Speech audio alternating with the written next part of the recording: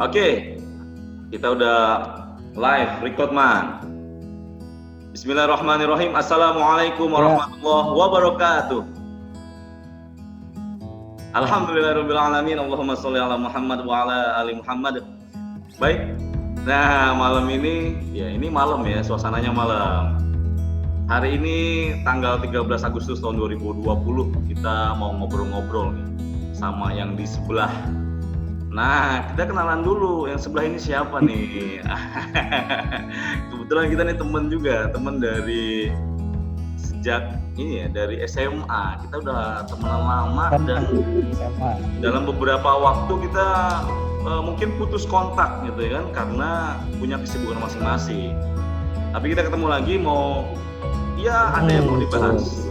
Bisa jadi tentang kehidupan pribadi, ya kan? Atau kehidupan secara umum, bisa aja. Oke, tapi kita kenalan dulu ya. Sebelumnya kenalin dulu, nama saya Donald Frilano. Mungkin udah kenal ya, karena ini insya Allah bakal masuk di YouTube-nya saya ya. Nah, di sebelah saya ini ada yang namanya, kalau kita bisa panggil Pak Agung Setiawan. Tapi biasanya kalau setelah namanya itu ada huruf S. Nanti bisa kita kulik lagi nih, itu S-nya itu apa? Oke, mungkin Pak Agung Setiawan bisa kenalin diri dulu, Pak. Silakan, Pak. Baik, Pak Dona. Ini Pak juga, kita harus manggil Pak Dona tuh Pak. Karena sebenarnya tingkatannya lebih tinggi beliau ya. Karena seperti rekan yang nanti jadi penonton video ini, kita tahu Pak Dona itu adalah kepala sekolah di sebuah sekolah dasar yang ada di mana tuh? Ya. Oke, bisa aja ini Pak Agung bisa aja. Oke, Pak Agung, biar nggak panjang lebar, Pak Agung ini dosen kan ya, betul ya? Betul. Oke, dosen di mana nih kalau boleh tahu sekarang Pak Agung? Nah, kalau sekarang sebenarnya aktifnya itu ya sebenarnya nggak terlalu aktif karena dia sistemnya per semester ya di universitas terbuka pastinya yang ada di Kota Pangkal Pinang, Bang. Oke, Pak Agung berarti dosen di UT sekarang ya. Kemarin kalau nggak salah pernah ngajar juga di UBB gitu ya? Ya sempat di Universitas Bangka Belitung, tapi masih apa istilahnya dosen luar biasa ya, dosen yang kontrak gitu, bukan dosen tetapnya ataupun dosen PNS-nya. Jadi gitu. Oke, jadi tapi sekarang udah nggak jadi dosen lagi nih di UBB atau Universitas Bangka Belitung? Kalau di UBB tidak. Karena kemarin pandemi berarti sistemnya semua kembali online. Nah, untuk semester ini sebenarnya ada beberapa mata kuliah yang diampu di sana, tapi ya masih menunggu. Gitu. Sebenarnya masih, tapi tidak sebanyak yang sebelumnya untuk mata kuliah karena sistemnya dosen LB itu bukan jadi per mata kuliah, per SKS-nya yang dihitung gitu. Oke. Masih itu ada. Dengar Pak Agung mau ngelamar di salah satu universitas yang ada di Jakarta, bener ya? Benar, itu di UIN. UIN mana tuh? Di Ciputat. Oh, UIN Ciputat. Syarif Hidayatullah, ya. Wah, jadi progresnya gimana nih Pak Agung? Siapa tahu teman-teman bisa doain nih, ya doain yang terbaik buat Pak Agung. Amin. Nah, jadi progresnya karena lagi-lagi terkendala pandemi ini, kemarin itu sebelum pandemi meluas ya, Maret udah tes dasarnya SKD itu alhamdulillah lolos, tersisa 3 orang untuk masuk ke SKB untuk yang bidangnya wawancara gitu-gitu. Nah, itu sempat tertunda berapa bulan dan baru ada kabarnya di bulan ini, bulan Agustus. Jadi baru kita nanti eksekusinya masih dalam format online di Kementerian Kota Pangkal Pinang untuk tesnya, tapi yang akan mengujinya dari UIN Syarif Hidayatullah sendiri itu nanti bulan September. Gitu. Oke, nah teman-teman kita doain nih Pak Agung semoga lulus. Ya, tapi kalau lulus ya kontaknya makin jauh nih, ya kita nggak bisa kontak-kontakan lagi. Nah kebetulan Pak Agung ini rumahnya dekat tempat saya ngajar ya. Kadang ketemu papasan di jalan gitu ya. Kadang juga kita sempat beberapa kali kalau ketemu ngobrol gitu. Nah ini ketemu online karena memang udah malam dan pengen lebih dekat aja nih kan, udah lama nggak ngobrol dulu itu ya. Ini sebagai informasi aja, saya tuh suka banget ngobrol sama Pak Agung ini ya. Ingat waktu itu di teras kita ngobrol berjam-jam ya, sekitar 2 sampai 3 jam itu ngebahas, nggak tahu itu kita ngobrol apa nih Pak Agung ya? Ngobrolin pingpong karena sebelumnya kita main Oke, pingpong oke. di rektorat Iya, dulu UBB ya. yang Kebetulan lama Pak Agung ini gitu suka ya. pingpong ya. Ya, oke. Nah, Ya. dulu itu seneng banget. Nah, kebetulan beliau ini kalau kampus tempat dia nyari ilmu itu tempat yang bonafit, yang keren gitu ya. Beliau ini S1, S2 di Universitas Indonesia, betul ya Pak Agung ya? Betul. Betul. Nah, Betul Pak Dona. berarti satu alma mater sama Pak Rocky Gerung, bener ya? Benar. Ya kok bisa nyambung ke situ sih nggak jelas ya. Oke, kita lewatin aja. Nah, kita udah ngomongin masalah kerjaan, udah ngomongin masalah sedikit tadi membahas pendidikan. Oke, kita coba bahas nih. Malam ini saya tuh mau ngebahas tentang kegelisahan nih Pak Agung, boleh ya? Boleh. Nah, menurut Pak Agung itu gelisah itu gimana sih Pak? Gelisah itu nggak tenang ya. Gelisah itu nggak tenang ya? Gelisah. Oke. Ya benar kan? Oke, betul ya. Nah, secara bahasa mungkin simpelnya gitu. Yang namanya gelisah itu identik sama nggak tenang gitu kan. Nah, Pak Agung kalau boleh nanya nih, sekarang ini lagi gelisah atau enggak? Nah, itu baru jawabnya serius. Karena gelisah itu kita bagi ya. Sebenarnya soalnya faktornya juga kalau teman-teman bisa dalamin lagi, kegelisahan itu bukan hanya secara biologis ataupun hormonal ya. Dia ada apa namanya? Reaksi-reaksi kimia yang ada di dalam tubuh kita itu tanpa bisa kita pungkiri itu mempunyai rangkaian beberapa reaksi, mungkin dari apa yang kita makan, mungkin dari apa yang situasi cuaca gitu dan segala macam itu bisa mendorong. Tapi lagi-lagi misalkan untuk kita kan perlu misalnya senyawa agak sedikit nyerempet neuro gitulah ya. Dan dopamin itu untuk mengatur emosi-emosi yang ada dalam tubuh kita. Nah, itu ada beberapa makanan ataupun yang beberapa situasi secara fisik ataupun biologis yang harus kita capai ataupun kita hindari agar bisa tenang ataupun tadi memancing kegelisahan. Tapi yang sering dipakai orang untuk membahas kegelisahan itu pasti psikologis. Itu yang agak ini ya kalau dari perspektif saya sendiri. Karena tidak semua psikologis orang itu bisa kita standarisasikan atau bisa kita generalisasikan sama gitu patokannya, tidak. Karena masing-masing orang punya perspektif yang berbeda-beda, punya cara berbeda, itu juga yang akan membuat psikologisnya menanggapinya berbeda gitu. Jadi gitu. Jadi misalkan teman-teman yang lagi nonton nih ini langsung serius ya. Seru. Langsung serius ditanggapinnya gitu ya. Karena mungkin teman-teman belum banyak ya dari teman-teman yang ada di sini yang nonton mungkin belum sering interaksi sama Pak Agung ini. Nah, kalau saya kebetulan karena udah sering berinteraksi tahu nih modelnya pasti begini. Ya, serius tapi seru gitu ya. Masuk ke ranah-ranah biologi, psikologis. Itu kalau diseriusin itu pasti kemana-mana. Lebih dalam lagi. Tapi seru nih.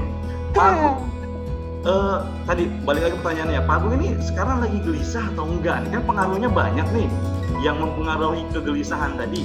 Nah, Pak Agung ini gelisah atau enggak sekarang nih? Oke, kalau perspektif pribadi ya berarti ya. Karena gini Pak Dona, kadang kita bilang gelisah ataupun tidak gelisah justru yang menilai orang lain. Nah, itu aneh. Oh gitu? Loh, bener. Gimana? Coba ceritain. Jadi kalaupun kita bilang tidak gelisah, orang lain yang akan terus memberikan penilaian itu ke kita, sehingga lama-lama yang tadinya kita tidak gelisah karena perspektif orang lain, lama-lama jadi gelisah. Nah, itu tadi yang saya bilang di awal, faktor psikologis tadi. Wih, bisa ya Pak Agung gitu ya? Bisa. Makanya kalau dari sudut pandang saya sih kayak gini. Kalau tidak mau gelisah ya jangan berada di dalam satu circle lingkungan yang bikin kamu gelisah, anda semuanya gelisah gitu aja. Nah itu penting, itu untuk mental health ya, untuk kesehatan mental juga. Jadi dengan orang-orang yang selalu tenang, yang selalu cheerful, yang selalu ceria, itu mengurangi kegelisahan. Karena lagi kegelisahan itu tidak muncul dari dalam saja atau termotivasi secara internal dari keluar, tapi didorong oleh faktor-faktor eksternal yang tadi misalnya sebenarnya tidak terjadi apa-apa, tapi terkesan ada apa-apa karena perspektif itu dari luar. Maka dari itu, kalau dari perspektif saya, kenali dulu diri sendiri. Seberapa dalam kawan-kawan di sini yang nonton kenal dengan diri Anda gitu. Seberapa akur gitu dengan diri Anda. Jadi itu akan mengurangi tensi-tensi kegelisahan. Gitu. Kalau dari saya sendiri, insya Allah sih sebenarnya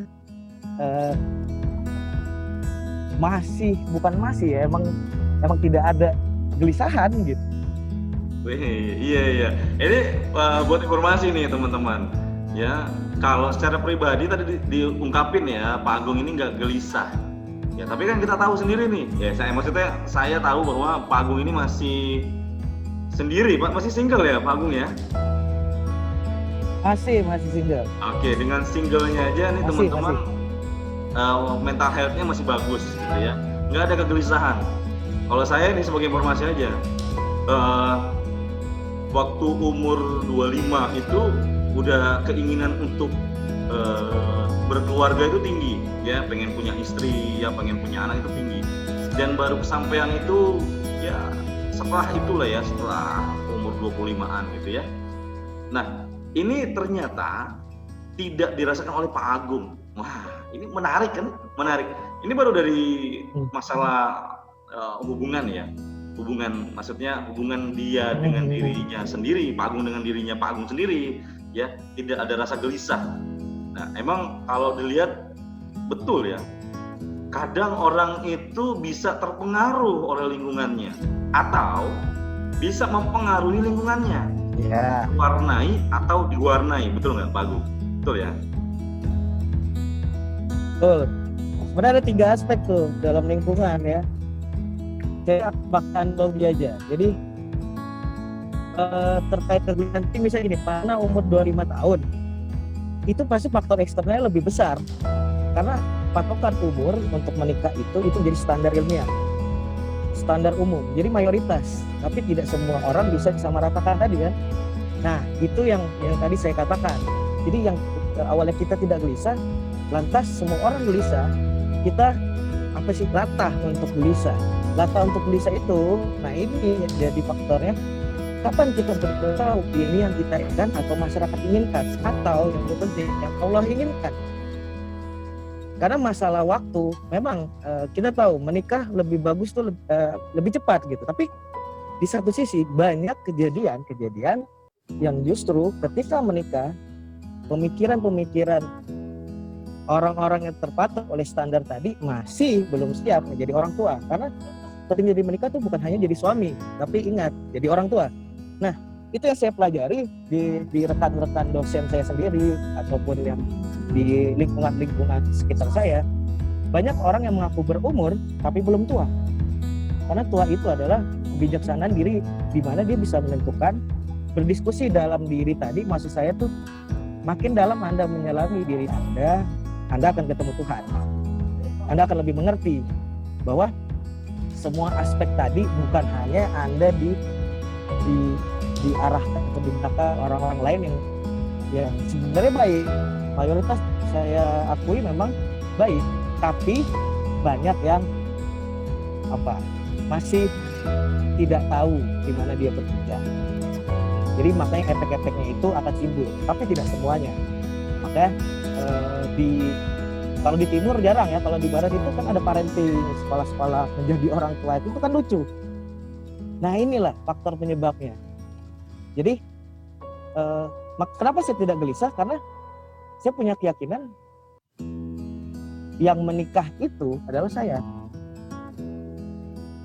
Saya menikah itu bukan karena saya ingin ngebet secara biologis ataupun ngebet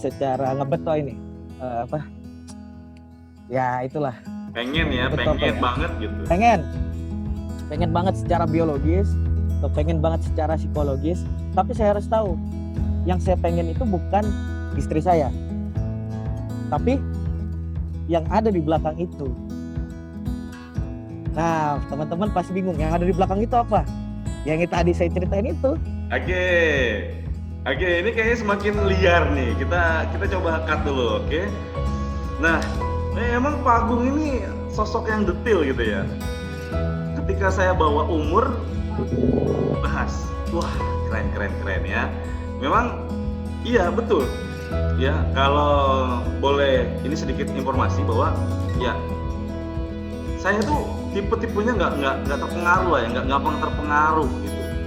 Ya, mungkin karena memang betul pilihan itu dikembalikan kepada masing-masing orang. Orang punya pilihan ya terhadap apa yang menjadi ketika dia mau melakukan sesuatu, apa yang akan menjadi masa depannya tadi. Nah kebetulan saya ceritanya tentang umur. Iya juga. Ini bukan masalah lomba-lomba ya. Hidup itu bukan masalah lomba-lomba siapa umurnya yang paling cepat nikah, ya. Bukan lomba-lomba untuk cepat dapetin yang dia pengen. Bukan juga. Ternyata tadi betul. Semuanya punya waktunya ya Pak Agung ya. Betul ya. Semua tuh punya waktunya. Orang punya waktunya sendiri, Pak Agung punya waktunya sendiri. Mungkin kebetulan saya ini waktunya tadi lah ya, baru-baru inilah kita menjalani hidup berdua berumah tangga. Nah, kan kalau lah Pak Agung ini ternyata untuk masalah ini nggak gelisah. Oke, nggak gelisah. Tapi tadi ada yang buat saya gelisah Yang buat saya gelisah itu Pak Agung tuh ngebahas ketika kita sebenarnya menyelami diri sendiri, itu kita tuh bakalan nemu Tuhan ini nih ya. Nah itu. Kita kalau menyelami diri sendiri kita bakal nemu Tuhan. Itu penjelasannya gimana Pak Agung? Tapi sebelum jelas ini teman-teman perlu tahu Pak Agung ini udah menghasilkan satu karyanya keren. Jadi kalau teman-teman punya waktu ya punya budget juga ya pasti ada lah duitnya ya, karena buku standar lah, harga buku standar. Jadi Pak Agung ini punya karya satu buku yang bagus ya.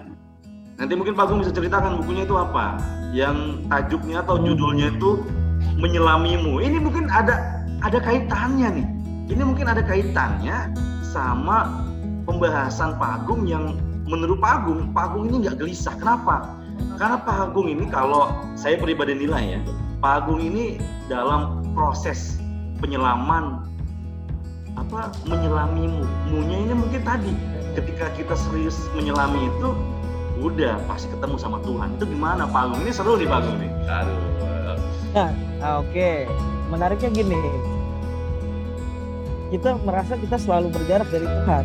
Yang itu bagi saya tuh nonsens, karena Tuhan selalu ada.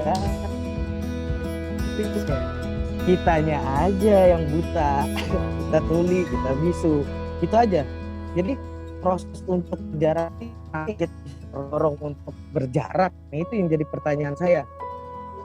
Kenapa sih kita terdorong untuk berjarak? Karena kita fokus ke tadi kita sudah membicarakan faktor eksternal. Tapi yang lebih bahaya itu justru faktor internal yang dalam diri kita. Bahkan ketika kita bisa merasa bahwa kebaikan, amal apapun, ibadah itu milik kita, itu juga bikin kita berjarak. Kenapa? Karena kita ngerasa kita bisa. Karena kita ngerasa kita tanpa bantuan siapapun bisa. Artinya masih ada kitanya, masih kita ngerasa ujub, sombong. Makin nonsens, makin gelisah. Nah ini loh, ini faktor kegelisahan tuh karena kita terbiasa memupuk. Pertama, ya penyakit hati tanpa dipupuk juga muncul gitu. Ini dipupuk, dikoleksi, itu jadi agak lucu ngeliat orang-orang. Kenapa sih orang gelisah? Yang kita perlukan itu adalah gimana caranya biar kita berjarak. Oh, dengan ibadah Pak. Misalnya, oke, kita tahu tingkat khusyukan seorang dalam sholat dari mana? Kita lihat dia ketika sholat di rumahnya kah? Atau di depan orang, itu muncul lagi ada ria, ada dan segala macam. Lagi-lagi berjarak, lagi-lagi gelisah. Dia datang ke masjid, dia gelisah.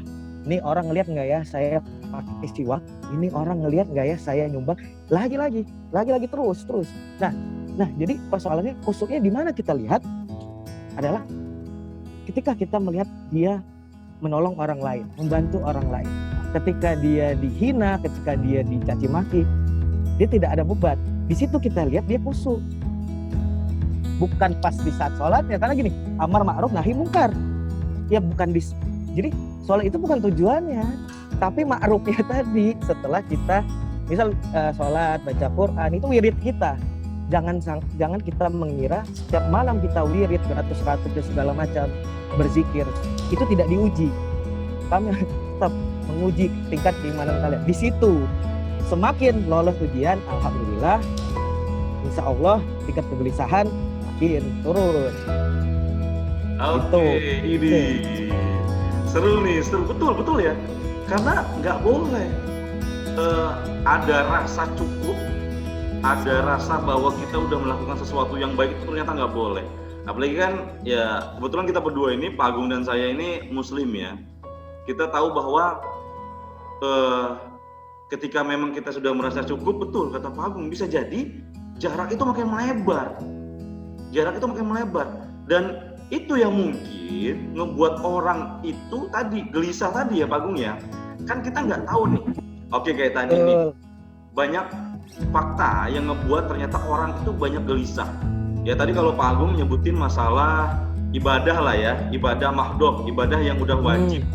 Oke, banyak ibadah-ibadah lain yang ternyata itu mungkin buat mereka gelisah. Contoh misalnya gini nih, mereka kerja ya, itu bagian dari ikhtiar.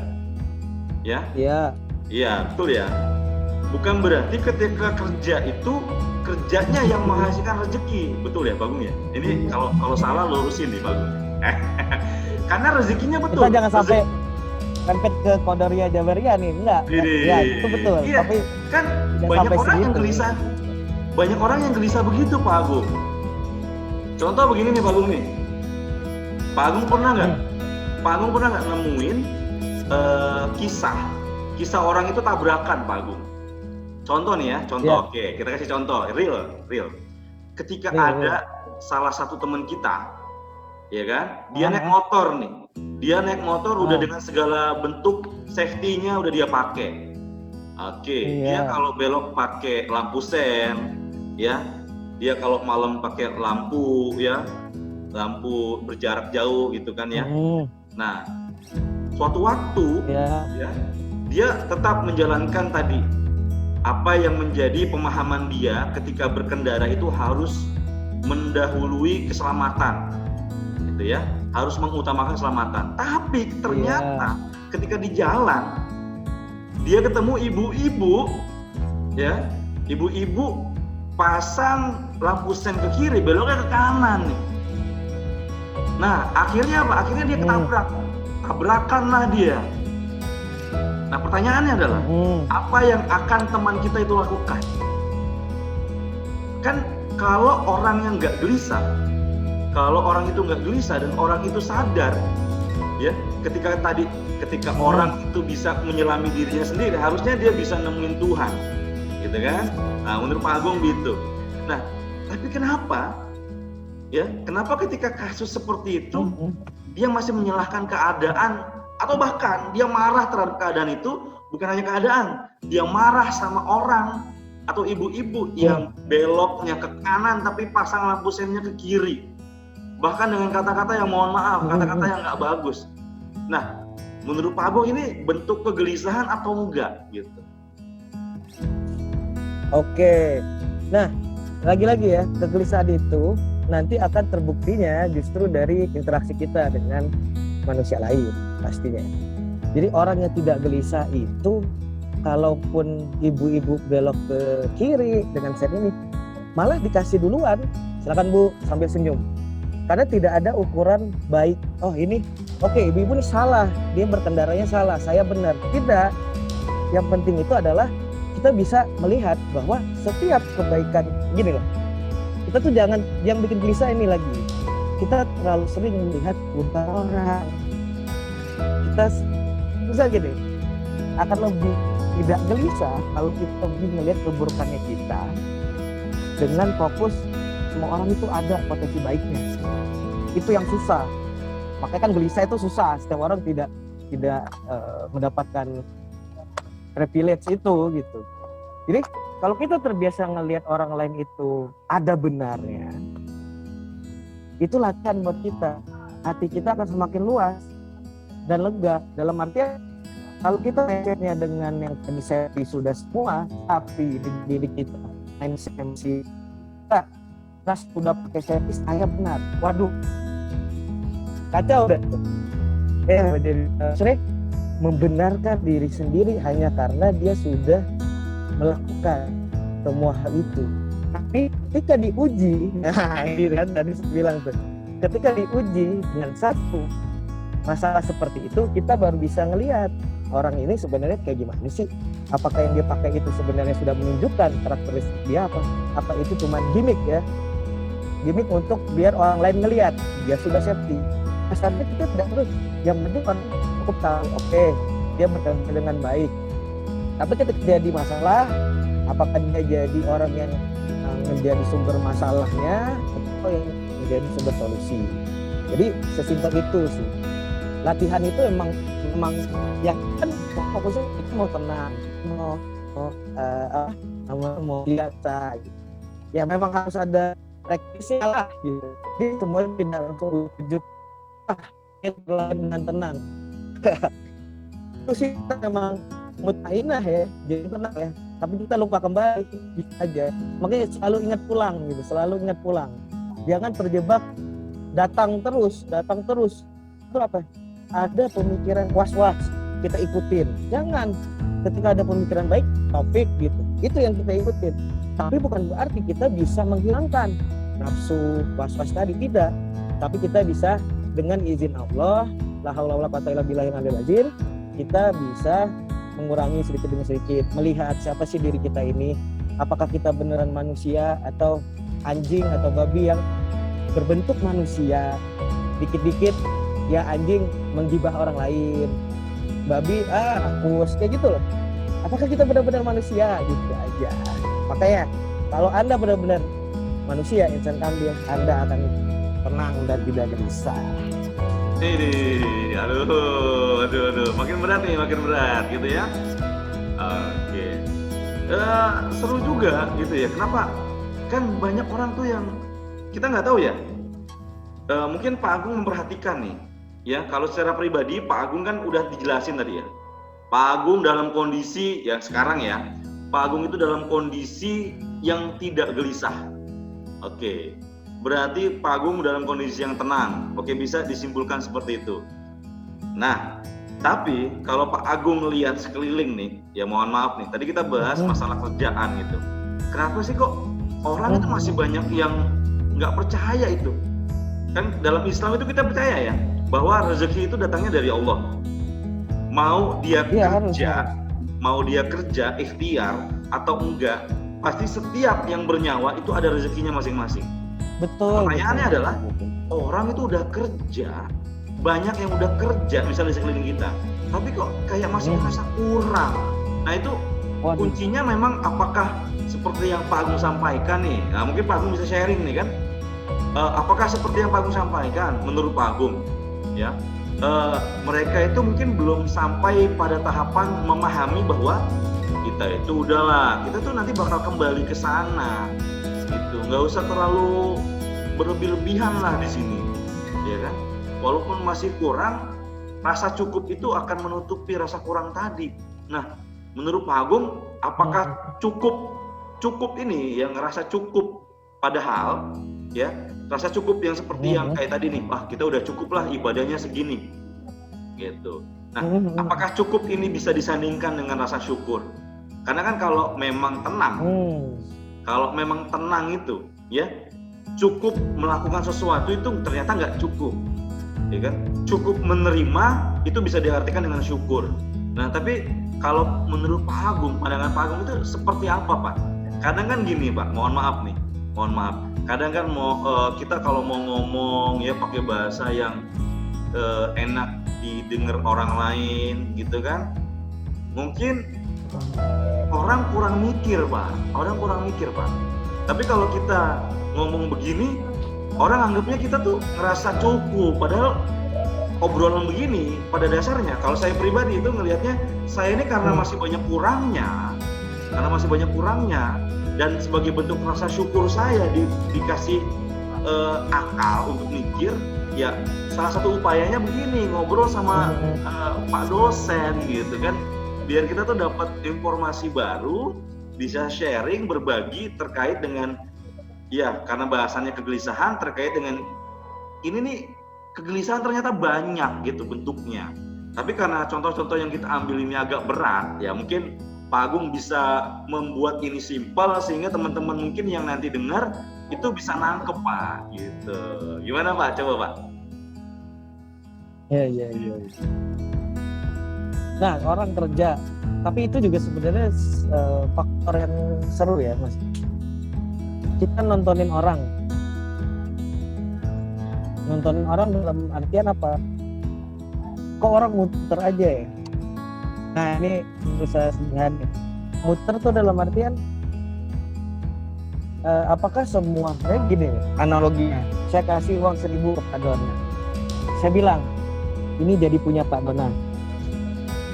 Nah pertanyaannya, itu benar-benar punya Pak Dona?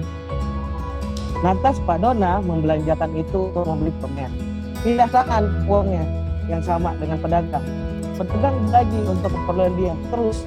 Jadi pertanyaannya, apakah benar-benar kita memiliki itu loh. Jadi makanya saya bilang, ngeliatin orangnya muter dalam artian bahkan mereka tidak tahu definisi kerja itu.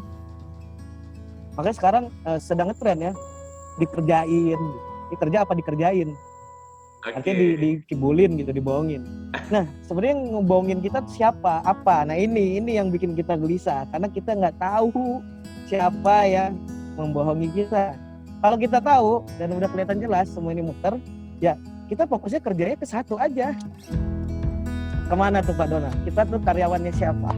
Kita tuh kerjanya ke siapa sebenarnya? Widih. Iya benar. Ini kita diajak mikir nih sama Pak Agung nih. Iya. Iya betul Pak. Ini seru Pak. Kalau kita tahu kita ini sebenarnya kerja buat siapa, harusnya ya kan? Harusnya nggak akan ada gelisah tadi, ya Pak ya? Betul. Iya. Betul. Tadi tuh Pak, kayak nikah tuh untuk siapa? Ke siapa? Nah gitu aja lah. Kalau saya tuh gitu. Kerja untuk siapa, nikah untuk siapa, apapun tuh. Misal saya belajar untuk siapa, kita harus tahu. Selama ini kita nggak tahu, makanya kita gelisah.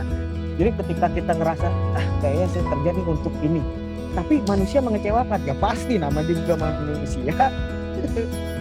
Ya itu loh. Jadi standar syukurnya itu kalau benar-benar oke, kita kerja ini kan kita ini ya memanipulasi diri kita, untung rugi, kita mau kaya gitu. Tapi nggak cukup, nggak puas. Kita mau pinter, nggak cukup, nggak puas. Kapan puasnya, kapan bersyukurnya. Nah sebenarnya di balik itu ada yang lebih parah lagi Pak Dona. Sebenarnya bukan mereka nggak sadar atau nggak mikir ini nggak akan ada habisnya muter ini, tapi mereka nggak tahu mereka ngelakuin itu buat apa. Wah itu lebih kacau. Jadi sudah muter sia-sia, aduh ya Allah. Oke. Kita agak-agak seru nih. Karena memang betul ya. Pernah ada pertanyaan begini Pak Agung. Sebenarnya manusia itu Pak Agung, semua manusia itu ya bisa menjawab itu, ya bisa menjawab itu tadi. Kegelisahan mereka itu dengan 3 pertanyaan aja Pak. Wah. Nah 3 pertanyaan ini yang mungkin Pak Agung udah pernah denger nih, ya. Ini semua manusia harusnya bisa menjawab ini dulu. Iya, Pak Agung mungkin pernah dengar. Iya. Setiap manusia, setiap makhluk hidup gitu. Pertanyaannya kayak simpel gitu. Sebenarnya makhluk hidup seperti kita ini, pertama, itu dari mana asalnya gitu. Betul. Oke, yang pertama, dari mana sebenarnya asalnya? Yang kedua, lah betul. Kalau kita tahu kita ini mau ngapain di dunia, kita mau ngapain di sini sekarang, kita kerja itu buat ngapain, buat siapa, dan kerja ini untuk siapa, harusnya akan tidak gelisah. Nah, terus ditambah ketiga, Lah kalau udah tahu kita ini dari mana, ya kan? Terus mau ngapain? Mau kemana? Kerjanya buat siapa? Lah Mau terus kemana? pertanyaan ya mau kemana habis itu? Kan pertanyaan ini sebenarnya nih pertanyaan yang udah kalau pertanyaan ini dijawab sebenarnya udah kunci Pak. Kemana? Siap. Ya tadi menyelamimu tadi Pak. Bener gak sih? Bener gak Pak? Gimana Pak? Iya, betul. Ayat Tuhan nafsul mutmainnah ya. Wahai jiwa-jiwa yang tenang ya Pak Dono ya. Kembalinya kemana? Gimana Pak? Bisa nggak Pak Agung mungkin bisa ngasih pandangan lain Pak?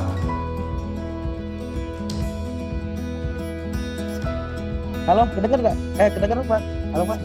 Oke, lanjut Pak, kedengeran Pak. Oh, dengar. Ya itu, maksudnya wahai jiwa-jiwa yang tenang, kembalinya kemana? Masuknya ke golongan yang mana?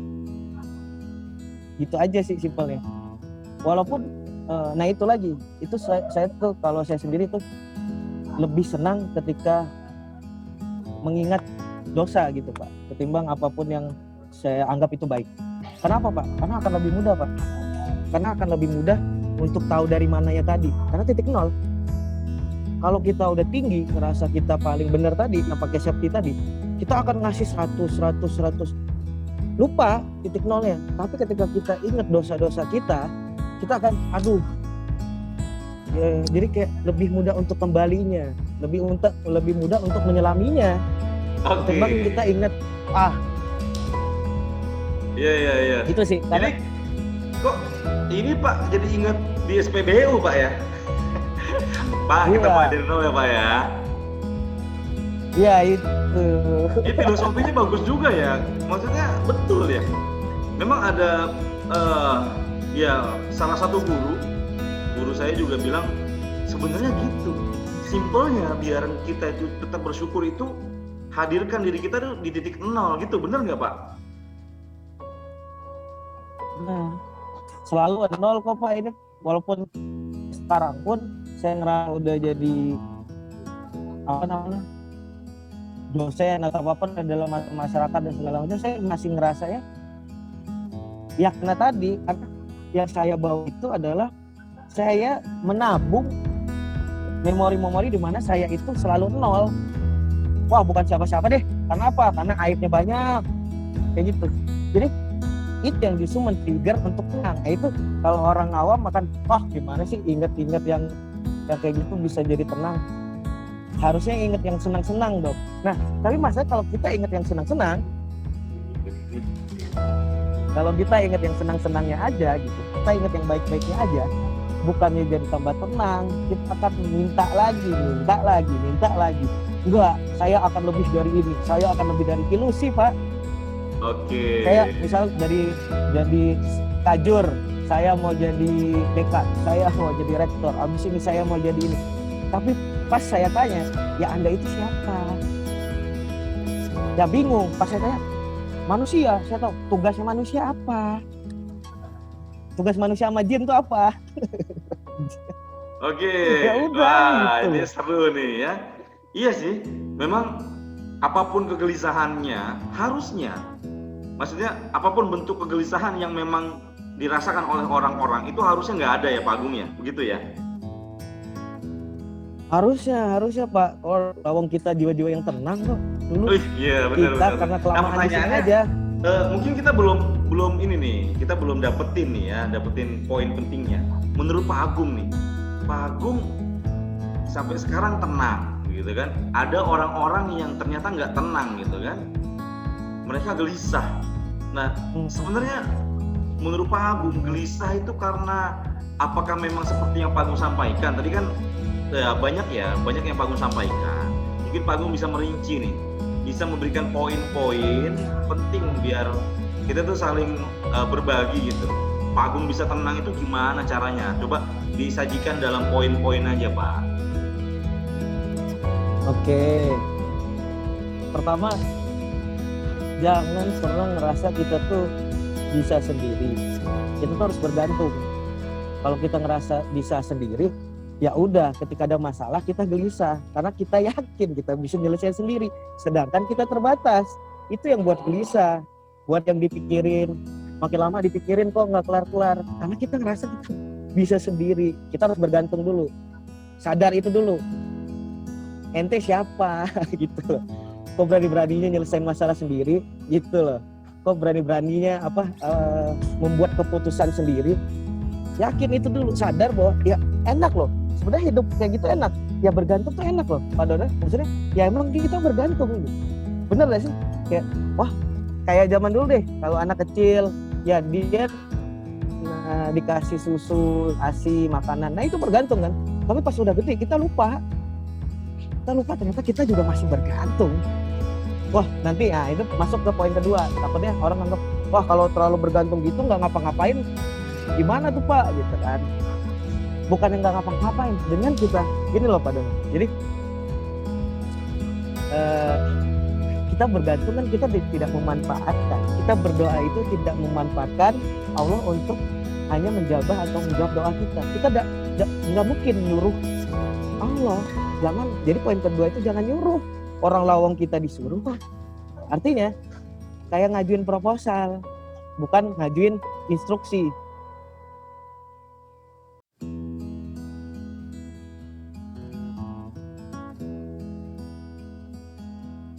Oke, Pak Agung, suaranya ngeputus nih. Pak Agung masih online? Halo?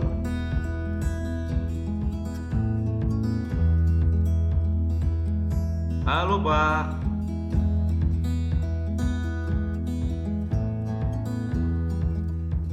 Wah, kayaknya Pak Agung di luar jaringan nih ya.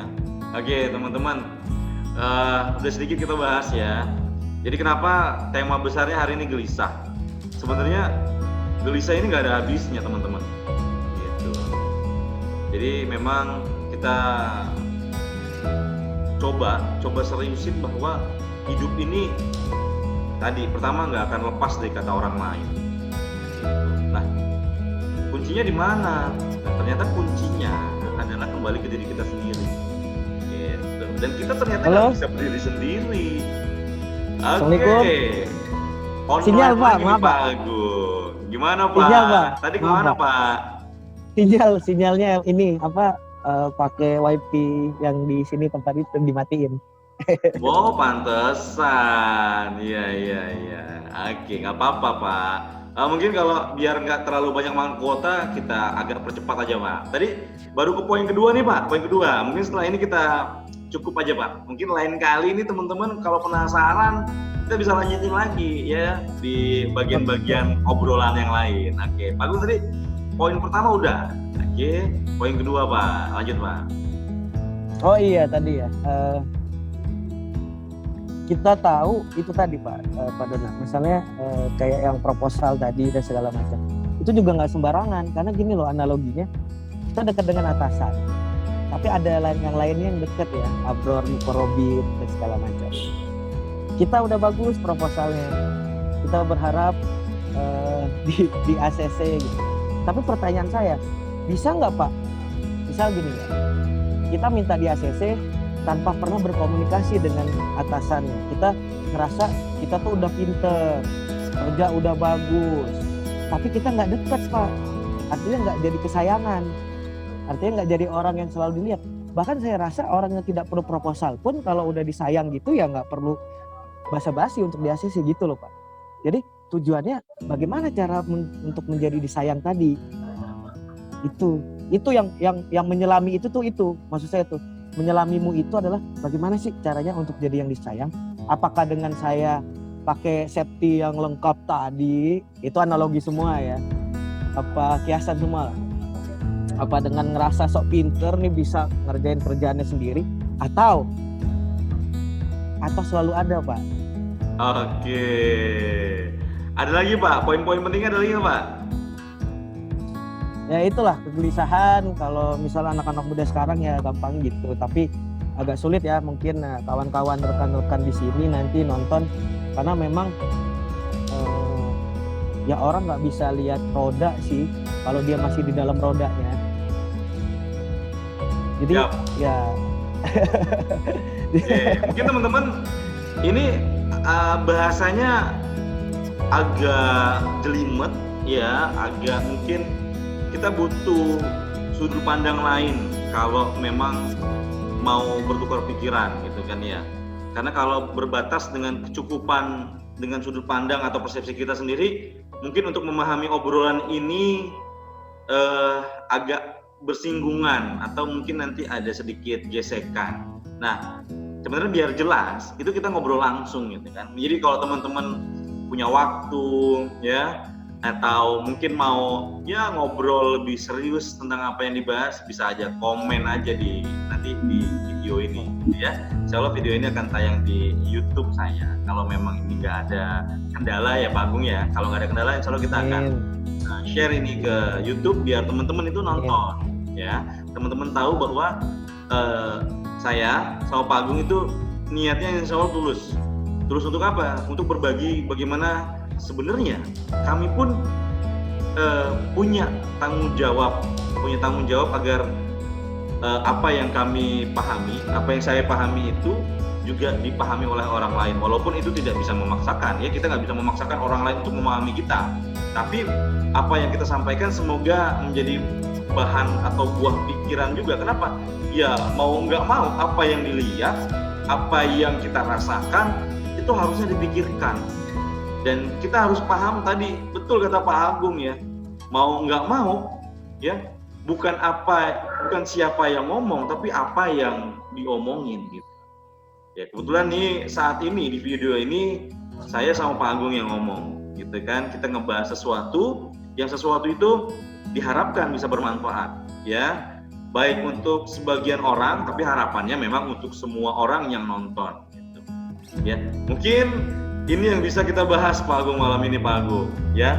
Siap. Ya kalau saya sih ngerasa bahwa ini seru untuk saya, termasuk orang yang pengen banget gitu jadi pemikir kayak Pak Agung nih. Pak Agung kan pemikir nih, saya pengen banget gitu jadi salah satu orang yang memikirkan gitu ya, memikirkan banyak hal, termasuk tadi kan saya ini sebenarnya gelisah nih Pak Agung. Mohon maaf gitu, mohon maaf banyak teman-teman yang saya gelisah ngelihat orang gelisah Pak. Itu gimana Pak? Waduh. Iya, saya gelisah karena ngelihat orang-orang tuh kok gelisah gitu. Harusnya, iya, ya ini kan membingungkan. Saya juga bingung nih, kenapa kok saya gelisah ngelihat orang gelisah. Contohnya gini Pak, saya tuh gelisah Pak kalau ngelihat istri itu keluar nanti nggak memperhatikan auratnya, kan gelisah Pak kita Pak, gitu kan gelisah.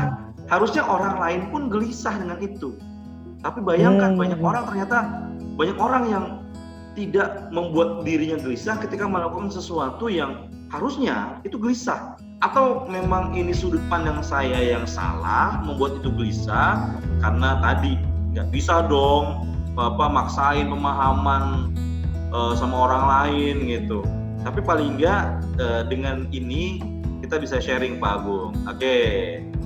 Sebagai closing nih Pak Agung mau menyampaikan apa Pak buat teman-teman mungkin yang nanti nonton Pak? Oke, kalau saya sendiri sih gini ya, terakhirnya gelisah tadi ya, jangan dipaksain orang untuk paham kita, tapi kita lah yang paksain untuk pahamin orang lain. Jadi ketika orang lain membuat kita gelisah dan kita jadi ikutan gelisah, bukan yang salah dengan orang lain, ada yang salah dengan kita. Ketika kita tenang, bahkan bukan hanya orang lain ikutan tenang dan rapi, beres, tapi semuanya juga. Jadi intinya adalah basicnya kembali ke diri sendiri, menyelami tadi. Jadi kita jangan pernah ngelihat, wah oke, memang menggelisahkan, ini kok nggak sesuai tuntunan ya, nggak sesuai syarat ya, nggak sesuai ini ya. Tapi kita lupa berkaca, kitanya udah belum? Insya Allah kalau kitanya udah, ya semua yang ada di sekitar kita akan mendapatkan manfaatnya. Itu kan ilmu lembah Pak. Jadi siap. Jadi ya kalau kita ya gitu lah, mulai dari sendiri kita baik, kita jadi pemancar sinyal kebaikan, insya Allah semuanya baik. Kalaupun ada yang menggelisahkan, yang membuat buruk, kita koreksi lagi, saya belum baik. kita baik-baikin diri sendiri, insya Allah semuanya juga baik, insya Allah. Amin. Amin, amin, amin. Wah, jadi ketampar sendiri, Pak. Ya paling enggak saya ngasih contoh diri sendiri biar bisa nampar diri sendiri, Pak. Itu kan nampar orang aja nggak boleh, Pak. Wah. Ya udah itu deh.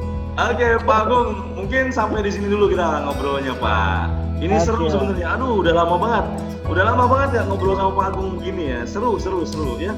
Mungkin di lain kesempatan nih teman-teman kita bisa ngobrol lagi ya sama Pak Agung. Ya, nanti tunggu aja videonya. Semoga terhibur, nggak tahu nih bisa terhibur atau terbebani. Ya pasti ini upaya saya untuk mencoba ya menggali sebenarnya ini apa sih kebetulan temanya gelisah. Nah makanya ya mungkin nanti ada tema-tema lain dan mungkin bukan cuma dengan Pak Agung aja, mungkin dengan orang lain. Oke, mungkin sementara sekian nih Pak Agung. Waduh, makasih banyak nih waktunya Pak Agung malam-malam ya udah nyediain waktu buat kita. Ini kebetulan Pak Agung ini